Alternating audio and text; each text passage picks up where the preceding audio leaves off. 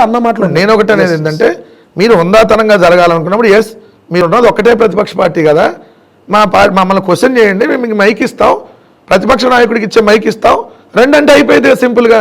సంవత్సరం నుంచి ఎందుకు వాళ్ళు ఎవరంటున్నారు అంటే భయపడేవట్లేదని మేము కూడా అనొచ్చు కదా.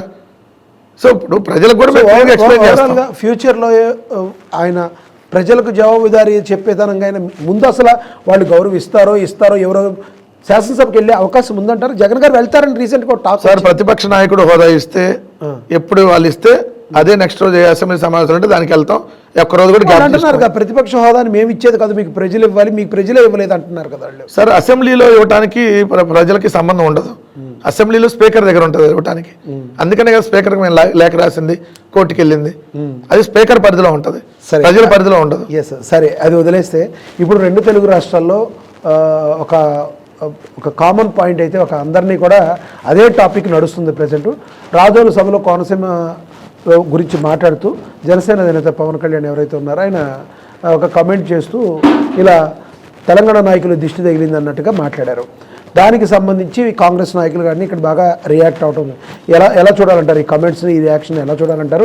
పొలిటికల్ సినారియోలోనే భాగంగానే మాట్లాడుతున్నారు అనుకోవాలి. అసలు పవన్ కళ్యాణ్ గారు మాట్లాడుతూ ఎలా చూడాలంటారు? మీ పేర్ని నాని గారు కూడా చాలా డిఫరెంట్గా స్పందించారు, ఆ విషయంలో వ్యంగ్యంగా స్పందించారు. ఆయన ఏమని పవన్ కళ్యాణ్ ఒక మాంత్రికుడు చేతబడి చేసేవాళ్ళలాగా మాట్లాడా, లేదంటే ఉప ముఖ్యమంత్రి లాగా మాట్లాడాడని కూడా మాట్లాడారు. ఎలా చూడాలంటారు ఈ కమెంట్స్ని? సరే పవన్ కళ్యాణ్కి ఈరోజు ఏమన్నా కొత్త ఎలా మాట్లాడటం మీరు చెప్పండి. నేను కొన్ని ఇష్యూస్ చెప్తా, ఆ ఇష్యూస్ ఏమైనాయో మీరే చెప్పండి. ఇదే పవన్ కళ్యాణ్ గారు 30,000 మంది మహిళలు మిస్ అయిపోయారు అని చెప్పి మా మీద ఆరోపణ చేశాడు కదా. ఆయన అధికారంలోకి వచ్చిన తర్వాత మళ్ళీ అదే అసెంబ్లీ సాక్షిగా 30,000 మంది కాదు 34 మంది మిస్ అయ్యారు, వాళ్ళు కూడా ట్రేస్ అయ్యారని చెప్పారు కదా.